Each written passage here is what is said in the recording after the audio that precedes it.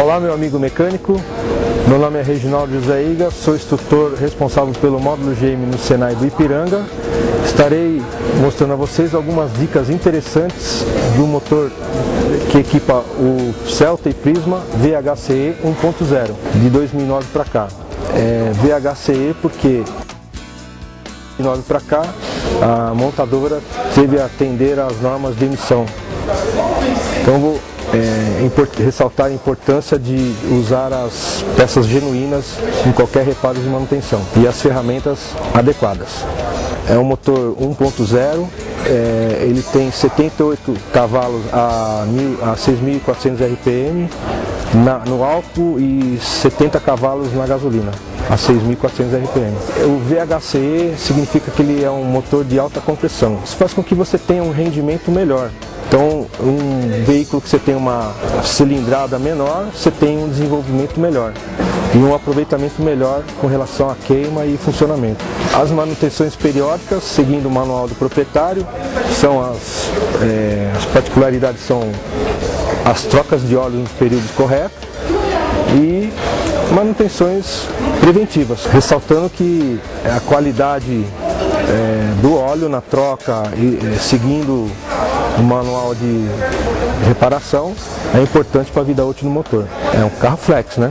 Então ele pode usar álcool e gasolina, mas tendo de boa qualidade. A diferença do VHC para o VHCE envolve no desenvolvimento interno na parte de melhoramento nos dutos, a parte do escapamento com relação à saída. Então uma saída com coletor mais alto, uma saída mais fácil e coletor de admissão de plástico, onde ele tem o desenho para que ele tenha uma entrada mais fácil de ar.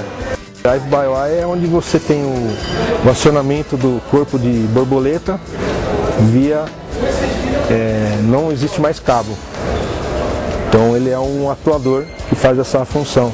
Esse motor tem duas sondas, uma antes e uma pós-catalisador. A função dela é você ter uma saída, um controle melhor na emissão de gás. Ou seja, você emite sinais ao módulo, onde o módulo consegue fazer a correção melhor com relação a misturar combustível. Então ele tem uma queima mais precisa com relação à mistura rica e pobre. A utilização das duas sondas é uma das formas que a montadora encontrou para atender às normas de emissão. Ele dá 4 voltas só admitindo o ar e comprimindo o ar, então na partida. Então ele não injeta gasolina e nem o álcool. Então se ele estiver abaixo de uma determinada temperatura, ele injeta gasolina se ele estiver no álcool. Se ele não estiver abaixo dessa temperatura, ele entra em funcionamento normal.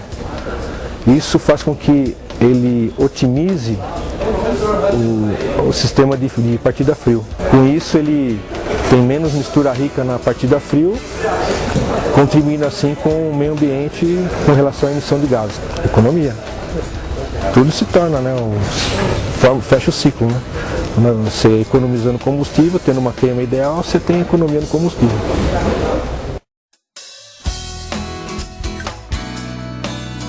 Vamos mostrar agora a posição dos sensores no motor. Aqui eu tenho o sensor MAP. A função do MAP é informar a pressão interna no coletor.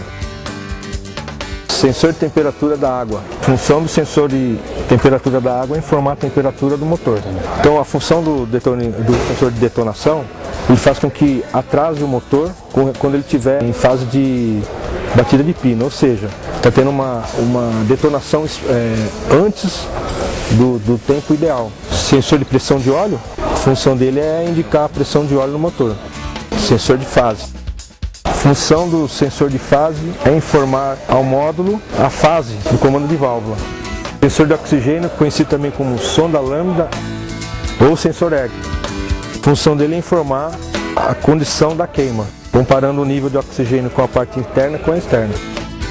Podemos considerar como atuadores corpo de borboleta, drive-by-wire, bobina de ignição, bobina DIS, bobina plástica. A bobina diesel ela manda uma centelha que percorre 2 cilindros. Então é dividido em 2 partes, uma para o cilindro 1 e 4 e a outra para o cilindro 2 e 3. Então essa centelha ela percorre os 2 cilindros. E tem a válvula de pluga do canister. A função da válvula do canister é reaproveitar os gases que ficam no tanque de combustível. A intenção dela é fazer com que você, numa aceleração rápida, você utilize esses gases. E os gases que não são aproveitados passam pelo filtro de carvão ativado chamado canister, lançados à atmosfera.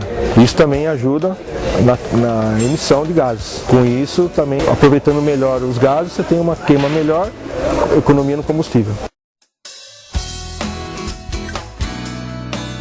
Agora nós vamos começar a desmontagem do motor, começando pelos periféricos.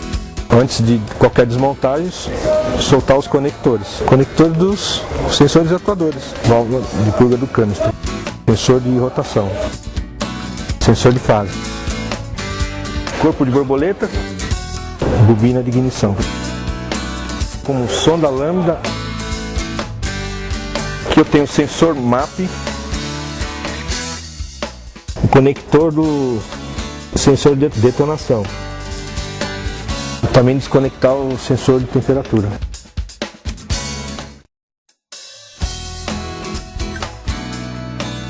Devendo ressaltar que a montagem seria no procedimento contrário, respeitando os torques, seguindo o manual de reparação e especificações técnicas. Então vou começar removendo o que está envolvido ao coletor de admissão. Então os suportes do coletor. Isso aqui é uma chave Torx E14.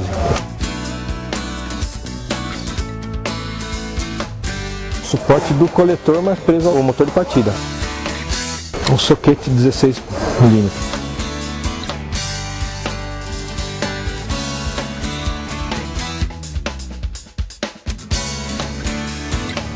Agora estou removendo a mangueira de circulação dos gases internos.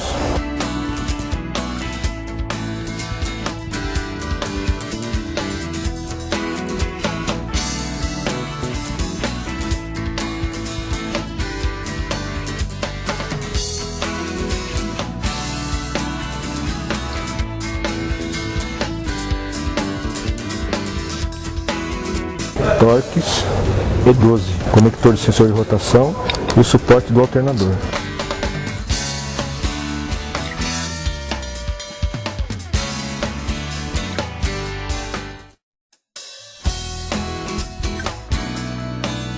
Eu vou desconectar também tubo distribuidor. Cuidados que devem ser tomados é evitar, devido ao ressecamento dos componentes, evitar remover bruscamente e soltar as travas. Chave Torx T30.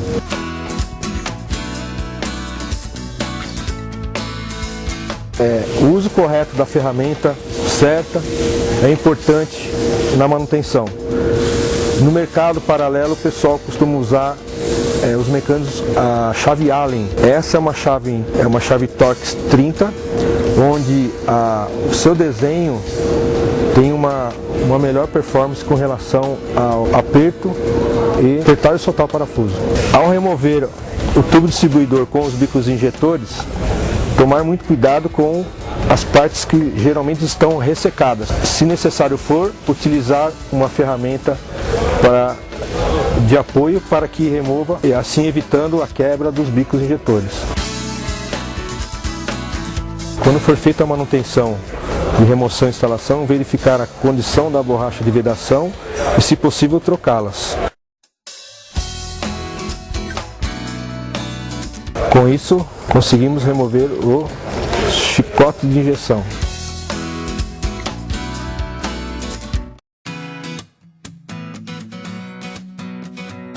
Torx T30.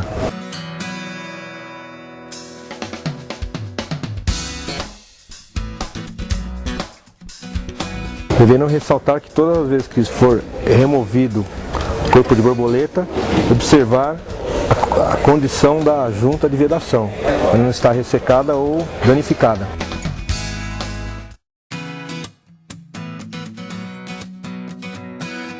Agora vamos remover o motor de partida, para termos acesso à braçadeira da mangueira, do respiro do motor. É uma chave soquete de 13 mm.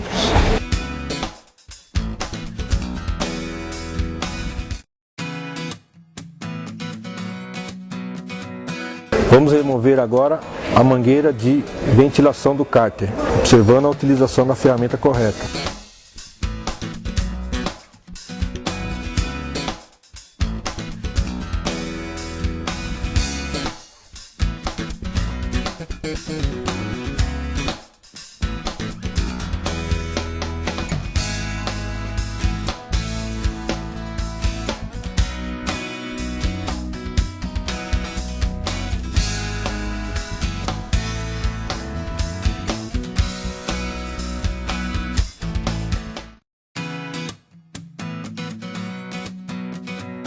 Importante ressaltar que todas as flanges e coletores, tampas, cabeçote, no sentido de remoção das extremidades para o centro e no sentido da montagem do centro para as extremidades, seguindo o manual de reparação. Na hora de você fazer a fixação, se você fixar primeiro as extremidades, você não tem como encostar o centro, entendeu? Então primeiro você encosta o centro para depois apertar as extremidades.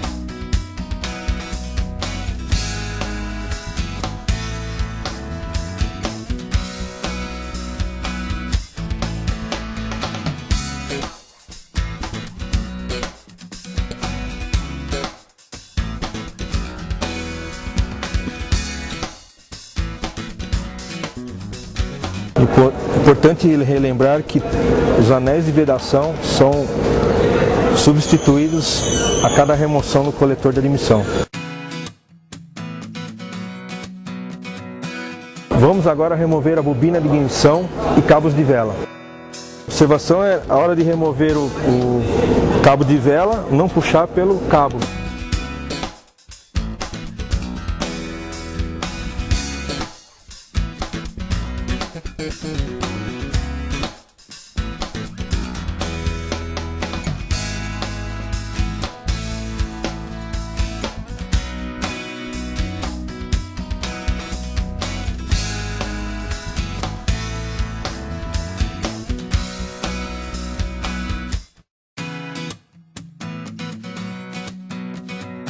Agora vamos remover o coletor de escapamento, observando também que é importante soltar das extremidades para o centro. Soquete de 13.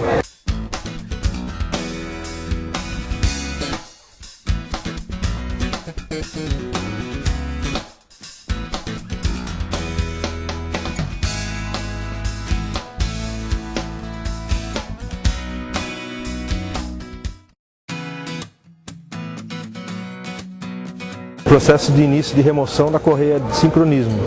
Para isso precisamos remover as capas de proteção. Para eu remover a capa de proteção é necessário remover a polia do virabrequim.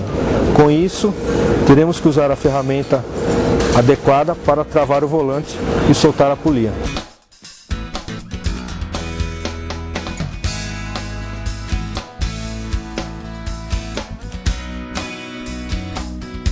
Devemos ressaltar dois detalhes importantes. Fixação, existe a chaveta com relação à polia e a posição da arruela de encosto. Ela tem posição também, para dar um perfeito contato com a polia na fixação. O lado do rebaixo do lado da polia, do ressalto para fora. Se montar do lado errado, o ressalto fará com que não tenha uma boa fixação da polia, com isso ela trabalhará balançando. Vou dar início agora à remoção da capa de proteção da correia de sincronismo. Torque Z10.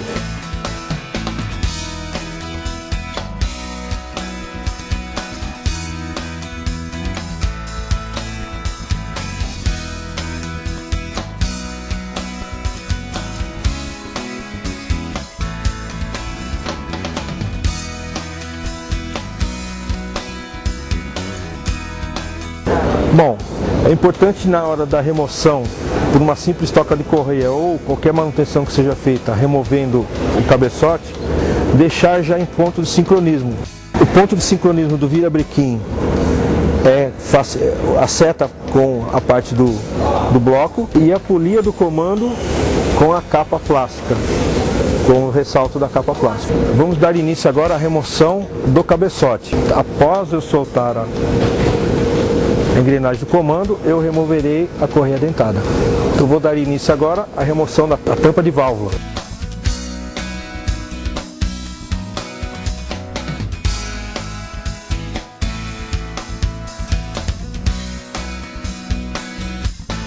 Chave de 21 mm eu vou travar o comando, e a soquete de 15 mm eu vou soltar a polia.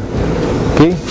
Após ter soltado o parafuso de fixação da engrenagem do comando de válvulas, estarei removendo a correia dentada para poder remover as engrenagens e a capa de proteção.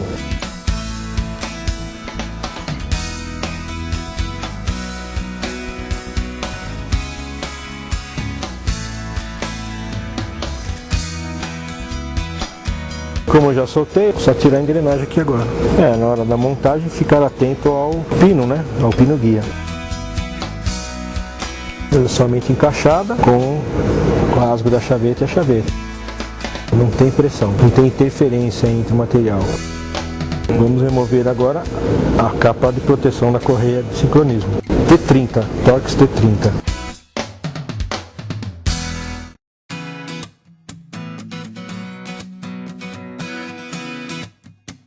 A volta sempre tem que ser em sentido de rotação do motor.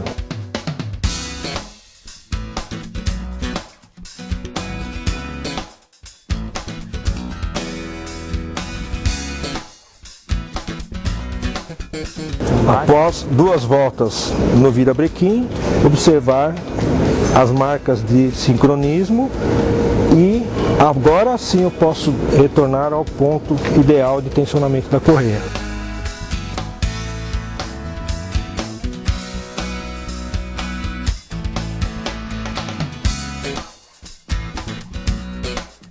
E dar o torque recomendado.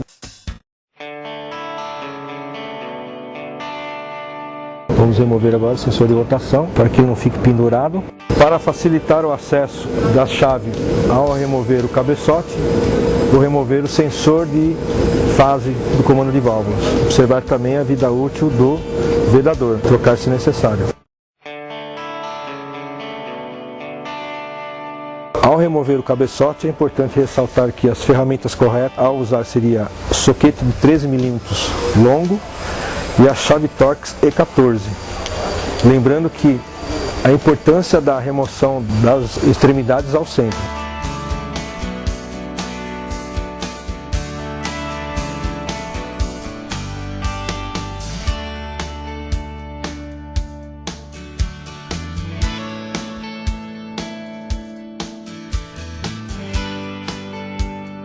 E toda vez que remover o cabeçote, trocar o parafuso de fixação.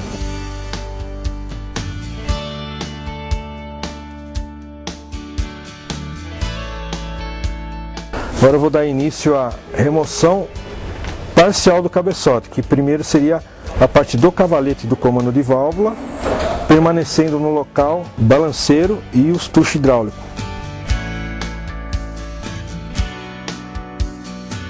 Estou removendo o balanceiro roletado. Aqui o tucho hidráulico. O intuito do comando ser roletado é fazer com que ele trabalhe mais livre, sem ter o arrasto. Com isso, ele puxa menos carga do motor. Tá? Então, por isso que ele ser roletado. Uma das formas encontradas pela montadora é trabalhar com óleo mais fino. Então, na partida frio, o óleo ele está mais fino, então a bomba trabalha mais livre. Com isso, contribuindo aí também com o meio ambiente. Então, eu vou fazer a remoção do cabeçote. Removeremos agora a junta de vedação do cabeçote. Essa é uma junta diferenciada, é uma junta metálica. Observar a posição correta na montagem, indicada na própria junta ou seguindo o manual de reparação. Inscrição para cima. Pela montadora é obrigatório você trocar a junta. remover a bomba d'água. O que é importante sempre estar marcando, para evitar a hora de tensionar a correia estar mudando a posição, é marcar a posição na hora de remover e instalar na mesma sequência. Então são 3 parafusos, ele tem aqui ó, a marcação. Importante ressaltar que todas as vezes que você mexeu na bomba d'água, você tem que ter no mínimo trocar o anel de vedação. Aqui ele mexe na tensão da correia, porque o eixo da bomba d'água é excêntrico. Então o que acontece? O cara ele troca a correia dentada, aí de repente ele não acerta aqui, ele vai querer mexer na posição da bomba. O anel já pegou o formato, atrás dele tem água e impurezas também, pode ser que tenha. Então o que acontece? Ele mexeu aqui e começa a vazar água, vazar da vedação. Observar a marcação da posição, tanto para a velha como para a nova, e substituir os anéis de vedação.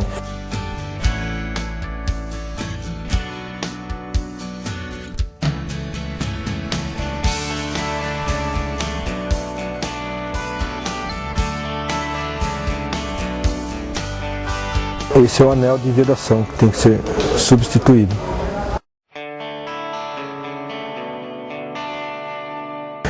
Daremos início então à remoção do cárter utilizando a mesma chave Torx, a chave E10. Para soltar não há sentido, mas para montagem sim, seguindo o manual de reparação, né?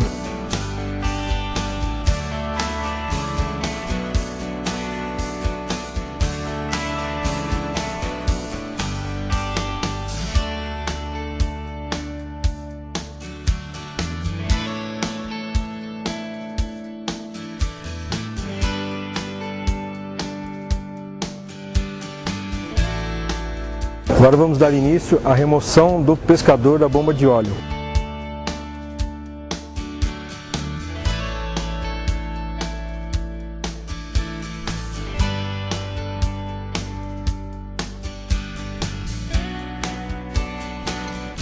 Devendo ressaltar a importância da substituição do anel de vedação.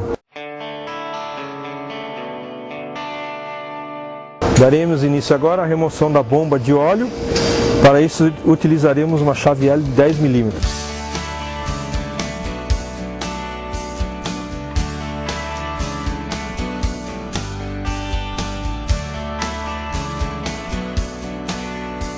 As juntas têm que ser substituídas. O retentor de óleo também. Geralmente já vem na bomba.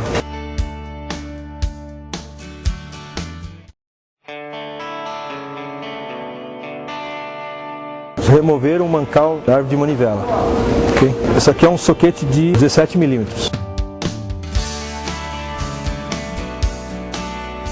É, bronzina.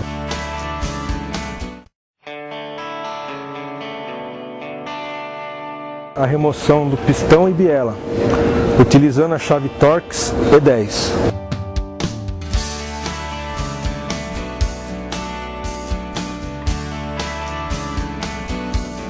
Devendo ressaltar que existe o posicionamento correto para cada biela e sua capa. Agora vamos dar início à remoção do pistão e a biela.